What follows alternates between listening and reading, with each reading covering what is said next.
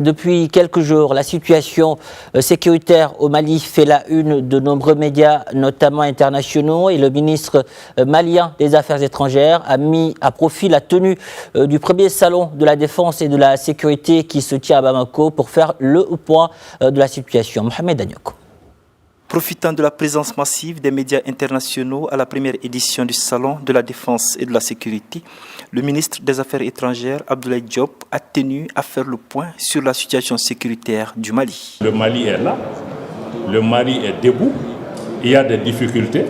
il y a eu des perturbations du système d'approvisionnement. À un moment, l'État s'est organisé, a mis en place un plan stratégique pour reprendre l'approvisionnement,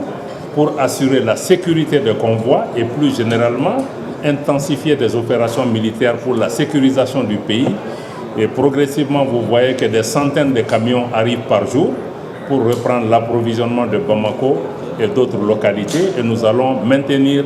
ces efforts. Par rapport au communiqué de l'Union africaine appelant à une intervention internationale au Mali, le ministre fera savoir que si le Mali reste déterminé au sein de l'institution, la démarche adoptée n'est pas celle que veut le Mali et les pays de l'AES. Il y a un gouvernement au Mali, il y a un président au Mali et nous sommes en charge et il y a des forces de défense et de sécurité et par-dessus tout, il y a des populations maliennes qui traversent cette difficulté en toute dignité, en toute responsabilité